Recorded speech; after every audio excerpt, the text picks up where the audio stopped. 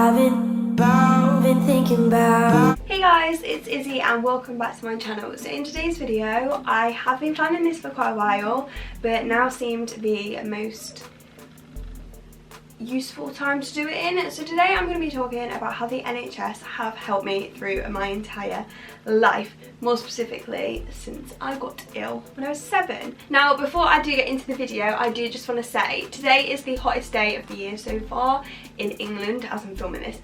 So if you can hear garden things, music, I was going to say Hoover, lawnmower, then that will be why. So sorry about that, but I can't do anything about it unless I go and tell my whole neighbourhood to shut up. So I'm not going to do that. So if you can hear that, I'm sorry. So I did just want to make this say before I started this video as well that obviously the NHS are under a great amount of strain at the moment. I mean, they are a lot of the time, but especially at the moment with this virus going around, a lot of the staff are really strained with their work, and yeah, it's just not a very nice time for the NHS. But as to say, in the UK we are lucky enough to have the NHS, which stands for the National Health Service, if you didn't know. And basically what it is it provides us free healthcare for basically anything we could ever want, like, or need. Anything we ever need, we can get it for free. So this means that we don't technically have to pay in it. Now obviously there's the whole we pay taxes that go into it, but I'm not even going into that today. So I wanted to talk about how they'd helped me. Now if you've watched my what happened to me, how I almost died video, I am thinking about making an updated one with like more actual like facts and like a proper timeline. So if you want to see that, let me know.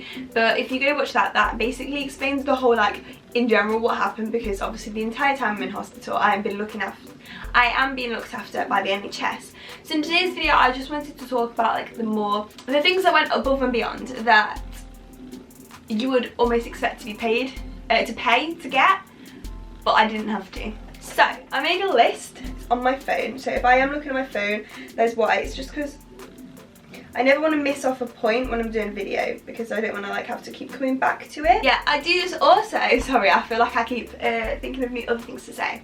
At the moment, every Thursday night at 8 PM, we are all doing a clap for the NHS. Now we stand outside our houses, obviously still away from people, and we clap. And I know this isn't much and it's not going to help what's going on. However, I just think it's really important for us all to show our love and appreciation towards the workers that are constantly putting their lives in danger by working on the front line to really save our population. And yeah, so I do just firstly want to just say thank you so much. If you're watching this and you work in the NHS, whether you've helped me specifically, other people, be it my family members or just someone random that I don't even know, I just want to say thank you, because you are a hero. So the first thing, I feel like if I didn't include this in the video, it'd be absolutely ridiculous. So the first thing I just want to say is and why I'm grateful for the NHS, how they've helped me, is they saved my flipping life. Now I know a lot of people may use the NHS and this isn't the case, a lot of people do. However, if you don't know, I was really ill to the point where they literally gave me a less than 1% chance of surviving, and I think, yeah, I need to say and show you guys that they literally helped save my life. So all of the doctors that worked on me, the nurses, the doctors, anybody that input their opinion into helping stabilise me, helping treat me, identifying what the problem was, thank you. If you didn't know what happened, basically, when my parents rang an ambulance, a paramedic came straight to my house, and straight away they treated it as meningitis, what I got. And I think that is just amazing, because had they not realised and had they left it any longer, I would have probably died, to be honest. So I just think it's amazing that they recognised so quickly what I'd got and were able to help me straight away by giving me injections to try and battle against meningitis. Now, something you guys might know or might not know, I'm not sure if I've mentioned this before, but this is something that I've always been like, oh my flipping god, right? So I wasn't like an emergency case when it came into amputating my arms and my legs. It wasn't like emergency because they wanted to try and make sure that the infection had stopped spreading. So they didn't want to keep going and amputating more and more and more. They wanted to try and make sure that they'd controlled it before they amputated. So in my actual operation, there were flipping hundreds of people. I mean, I don't remember it. But what basically happened was they got people like I can't ever say that word. People that worked at the mobility centre, which is where I get my prosthetics now. They got some of the doctors and people from there come in on my operation to discuss where they were amputating as they were doing it. So basically, if you didn't know, my legs are both through knee and they're both equal, and my arms are basically equal as well. So what they did was they made sure that they amputated me as equal as possible, and they said that if I could keep my kneecap, then it would help me in the longer run. So that's why they kept my kneecap. So they did everything whilst amputating to actually help me as much as possible. I know a lot of people, when I say they amputated me, argue thinking the doctors were wrong and got it wrong, but they did it in the actual best intention for me.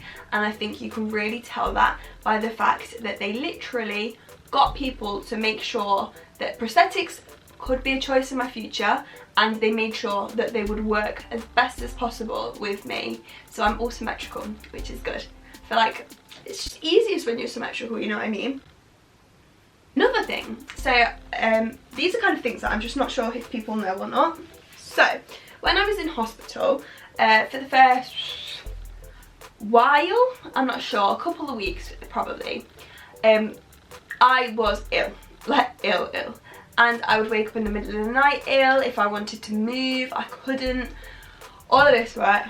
Oh my god. It actually did was let my mum and dad stay in a room at the hospital. Now, it was basically like a little hotel room. Not the best hotel, mate.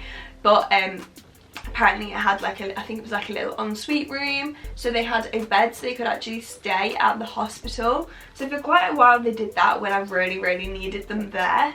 So yeah, I just think that's great that they let them stay and gave them somewhere to stay properly, because if they're trying to help me recover, then they also need to be like good themselves, do you know what I mean? They can't be like tired or have no sleep if they're like staying until I fell asleep and then they'd go to the room, where if they then had to drive home, because I wasn't even in a hospital in my city, I was in the next city along. So yeah, I think that's just like, it's just something that's gone above and beyond to make sure that we was all in the most comfortable situation possible, despite obviously the actually horrendous circumstances that we got put in. But yeah. And then the next one that I didn't actually know about this. Now when you go to get anaesthetic in a room, you're normally only allowed one other person with you, and they don't, it's just the rules, whether you're an adult child, you're allowed one person with you, or maybe you're not even, if you're an adult, I'm not sure. But you're allowed one person with you, let's just say it's a child, I'm not sure for an adult.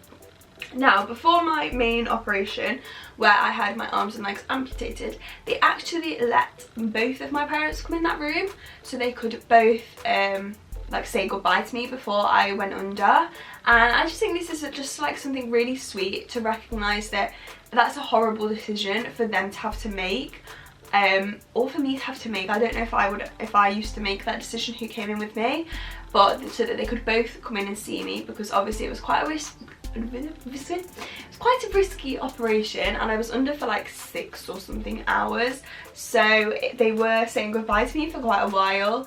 And so yeah, I just think it's really sweet that they let both of them come in and say goodbye to me and support me, because it's flipping scary going under anaesthetic when you're that young. You don't know what's quite going on, and the more you fight it, the more you like panic about it, because you can sense that you're falling asleep. So I just think it's really great that they let them both be there to support me during that time, and for them as well, because I think it's quite overwhelming for my life, just my mum was going to deal with it, or just my dad. So they both had each other as well, because I think it's really important that they had the support network there as well with having each other. I'm going to move sort of out, well, not out of my amputation, so this is my recovery in hospital. So there used to be these play nurses which I'm not sure if anybody else knows what they are. They're basically nurses whose job is to entertain you, and they're on all of the like paediatric wards. So I used to have, I'm pretty sure one was called Claire. I have a book in my wardrobe. This is another video idea. If anyone wants to see me go through like my hospital box, it has like cards, my book and stuff in it, all stuff like that. If you want me to go through that, then definitely let me know. But yeah, I had these play nurses and they'd come and entertain me, because once I started getting a little bit better, my mum and dad would come home in the evenings, well, probably when I've fallen asleep, and then I think they would, maybe they'd take the boys to school, or maybe they'd just wake up with them. But because obviously my little brothers were really young at this time, because I was only 7, so Alex was probably like 5 and a bit and Josh was 2 and a bit, so it's flipping young for them to be left with no parents. So luckily my gran and granddad, both of them, were really helpful in looking after the boys, but obviously they still need their parents at that age, so they wouldn't come in till maybe like, I don't know, like 9 o'clock maybe. I honestly can't remember. And so the play nurses would entertain me until they got there, because I would hate being alone in the woods. And I just think this is really sweet that they would just look after me and they'd help me make things and all the little things that kids love to do. So I think this just brought back a sense of normality, because when you're surrounded by so many medical things when you're a child, it's quite like daunting. So I could do whatever I wanted with these play nurses, and they were literally so lovely. That used to be one of my, I used to love when they came. Then the staff from the mobility centre, again, it came in to help me learn how to use things with my arms again. So my arms were still bandaged, however they helped me use straps and other things like that to help me hold a fork or a spoon or a pen or a pencil, so that I could gain back a little bit of my independence, whether it was to try and feed myself, to try and write myself, give me something to do, you know, if I can write on a bit of paper, entertaining. So yeah, I think this is really sweet as well that they came in to help me, and that I was faced with the opportunity of like getting prosthetics almost straight away. So that's really, really helpful. And then I've just mentioned this, but they all made me a hospital book when I left. Now this has pictures of all the nurses and doctors in, it has all sorts in. So I think this is just a really sweet idea that they made me for when I left, so I can always look back and realise like how looked after I was and how ill I was as well, because I think it's really important that you recognise like why things happened. I'm very like matter of fact, like it had to happen, but that's because I've recognised how ill I was and that like it was the only resort, which is what I think some people don't. Anyway, then the last one I'm going to go on to is just explaining about the mobility centre. Now the mobility centre is where I get all of my prosthetic limbs. So when I tried with prosthetic arms, that's where I went, and with legs. Now if you watch my video, I think you've seen Lindsay in it before when she was casting me for my legs. So Lindsay has been there since the beginning, and she has always done my legs whenever she went on maternity leave, because she's got quite a few children. Hated it because no one can do my legs like Lindsay can do my legs. So if you're watching this, Lindsay, which I doubt you are, but if you are, thank you. So yeah, I can basically get any prosthetic legs I want. I've always got what I wanted. Obviously to a degree. If I have something crazy, I think she'd be like, no. But they're always looking out to give me the best prosthetic legs as possible. And yeah, this is just amazing. And also they introduced me to groups such as like Limb Power. And Limb Power are a group, they're probably a charity I think in the UK, which held like sport, I think they still do, like sports events, and they do an adults one and a child's one. And they used to really help me see other people with disabilities at the start and get into sports and stuff like that. So that was really, really useful for me. Anyway guys, like I've said throughout the video, if you like any of them other video ideas or you have something different, let me know down below, because I'm open to suggestions. Anyway, I really hope you guys are doing good. If you did like this video, then make sure to give it a like, comment and subscribe, and I'll see you guys all in my next video. Bye!